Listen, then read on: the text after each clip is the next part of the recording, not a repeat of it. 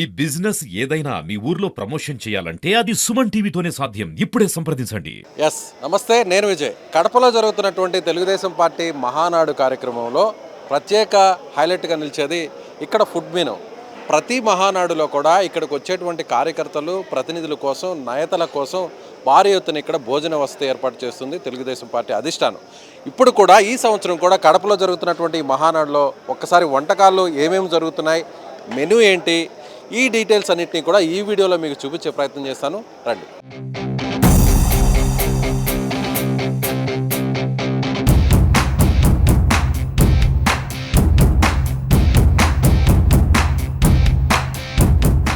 Yes, ప్రస్తుతం మనం ఇక్కడ చూడొచ్చు సాంబార్. మనం ఒకసారి ఇక్కడ అబ్జర్వ్ చేసినట్లయితే ప్రతి చోట సాంబార్ అనేది ఉంటుంది. ఇక్కడ కూడా ఒక స్పెషల్ మెనూ లాగే దీన్ని కూడా యాజ్ టీజ్గా సాంబార్ని ఏర్పాటు చేయడం జరిగింది. ముఖ్యంగా తొలి రోజున ప్రతినిధుల సమావేశానికి 50,000 మందికి మధ్యాహ్నం పూట భోజన వసతి ఏర్పాటు చేశారు. సాయంత్రం సమయంలో 15,000 మందికి ఏర్పాటు చేశారు. అదేవిధంగా రెండో రోజు కూడా మధ్యాహ్నం 50,000, సాయంత్రం 15,000.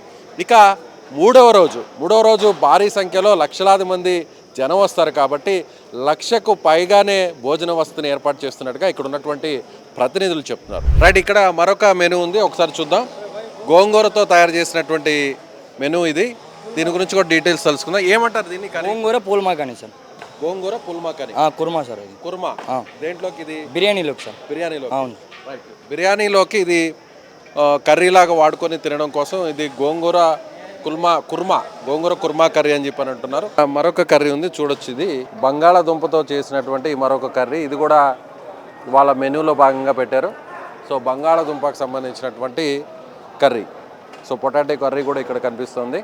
ఎస్, ప్రస్తుతం కడపలో ఉన్నటువంటి మహానాడులో వేలాది మందికి ఇక్కడికి వచ్చేటువంటి కార్యకర్తలు, ప్రతినిధుల కోసం ప్రత్యేకంగా భోజన వసతిని ఏర్పాటు చేస్తున్నారు. అసలు ఈ భోజనం ఎలాంటి హైజెనిక్గా ఉంది, ఎలాంటి క్వాలిటీ మెటీరియల్ వాడుతున్నారో మీకు చూపించే ప్రయత్నం చేస్తాను. ప్రస్తుతం ఈ భోజనాలన్నింటినీ దగ్గరుండి పర్యవేక్షించేటువంటి హెడ్ శివాజీ గారు మనతో ఉన్నారు. నమస్తే శివాజీ గారు. నమస్తే అండి. మీరు ఎప్పటి నుంచి చేస్తున్నారు? మేము మహానాడు 2014 నుంచి కూడా మేము ప్రతి మహానాడు మేమే చేసుకుంటూ వస్తున్నామండి.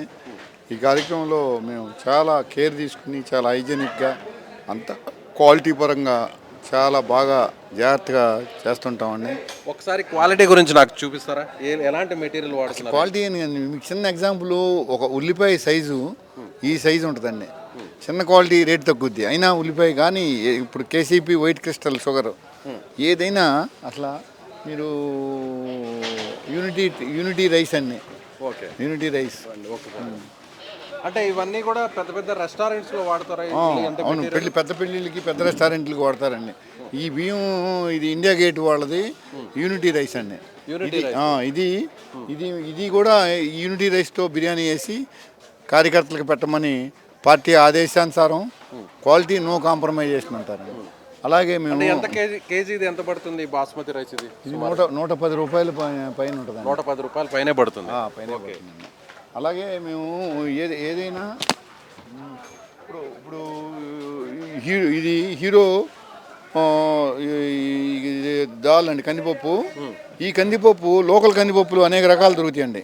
ఈ నాగపూర్ స్పెషల్ క్వాలిటీ, ఇది ఒక బ్రాండెడ్ అండి. ఇండియాలో the best brand. The best brand. ఈ బ్రాండ్కి మించి క్వాలిటీ లేదండి.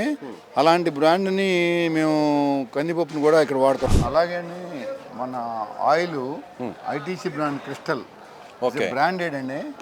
ఇది ఇప్పుడు ఈ బ్రాండెడ్ కాకుండా వెళ్తే ప్రతి దానికి టిన్ను 600-700 తక్కువద్దండి. అయినా సరే మేము ఆ బ్రాండే, ఆ క్వాలిటీ.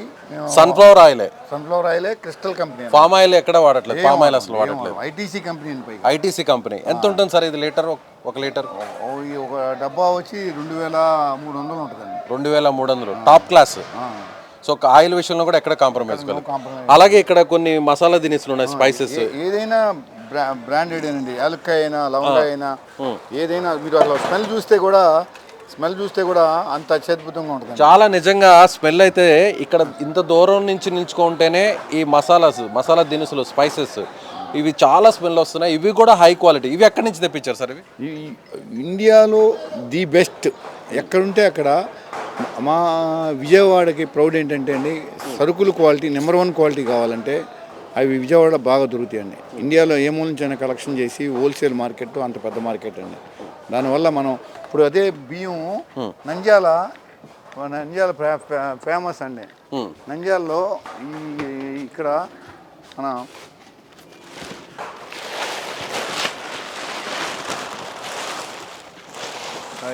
ఈ రామా రైస్ అండి, నంద్యాల రామా రైసు ఈ నంద్యాల మార్కెట్ నుంచి వచ్చి వీళ్ళు కూడా మంచి బ్రాండ్ అంటన్నమాట అండి.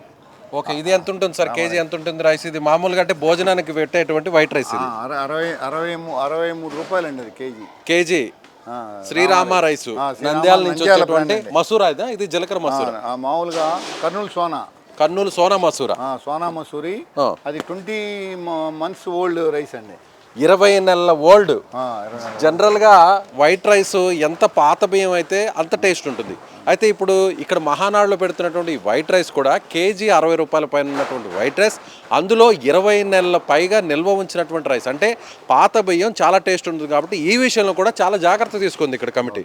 మన ఒక్క ప్లేట్ అండి, ఈ ప్లేట్ కూడా స్టిఫ్గా ఉంది, ఏమి మాత్రం తేడా రాదు. అనంతపురం జిల్లాలో మ్యానుఫ్యాక్చరింగ్ అండి. ఓకే, ఇది కూడా 6 రూపాయల ఖరీదైన ప్లేటు, 6 రూపాయలు పడుతుంది. ఇది అరిటాకుతో తయారు చేసినటువంటి ప్లేట్, ఇది అరిటి గుజ్జుతో తయారు చేసింది. అరిటాకు కాదండి, ఒక్కాకు. ఓకే, అంటే ఇక్కడ కూడా ఒక రకంగా చూస్తే పర్యావరణానికి ఎలాంటి ఇబ్బంది లేకుండా ప్లాస్టిక్ ప్లేట్స్ని, అలాగే ఫైబర్ ప్లేట్స్ని, థర్మాకోల్ ప్లేట్స్ని వాడకుండా ప్రత్యేకంగా ఒక్క చెట్టుతో తయారు చేసినటువంటి ప్లేట్స్ని ఇక్కడ వాడుతున్నారు. ఇవాళ ఇది స్వచ్ఛ మహానాడు అని చెప్పి అది డిస్పోజల్ ఐటమ్ కానీ అన్నీ కూడా భూమిలో కలిసిపోయే ఐటమ్ని వాడమని చెప్పి అధిష్టానం ఆదేశించింది. ఎక్కడ ప్లాస్టిక్ సంబంధించినటువంటి ఐటమ్స్ ఎక్కడ వాడరు. చెక్క స్పూన్లు అవన్నీ కూడా అలా అన్నీ కూడా స్వచ్ఛ మహానాడానికి పెట్టి ఈ మహానాడిని ప్రత్యేక శ్రద్ధ తీసుకున్నారండి. ఓహో, సో ఎప్పుడూ లేని విధంగా ఈ మహానాడికి స్వచ్ఛ మహానాడు అని పెట్టారు. ఇక్కడ వాడేటువంటి ప్రతి వస్తువు కూడా వెంటనే భూమిలో కలిసిపోయే విధంగా అలాంటి ఆహార పదార్థాలకు సంబంధించిన వస్తువులనే వాడుతున్నారు. సో కొన్నిటిని చెక్కకు సంబంధించినటువంటివి, కొన్ని ఏదైతే ఫైబర్ ప్లేట్స్ని ఎక్కువగా వాడకుండా అసలు లేకుండా కేవలం ఇలాంటి ప్రత్యేకమైన ప్లేట్స్ని కూడా వాడుతున్నారని శివాజీ గారు చెప్తున్నారు. ఓకే, యాలకులు కూడా చాలా సైజు చూడండి, చాలా పెద్ద సైజు ఉంది, చాలా పెద్ద సైజు ఉంది. ఏ విషయంలో కూడా ఎక్కడ కూడా కాంప్రమైజ్ అవ్వట్లేదు. చింతపండు కూడా నెంబర్ 1 చింతపండు ఉంటుంది. చింతపండు ఒకసారి చూపిస్తారా?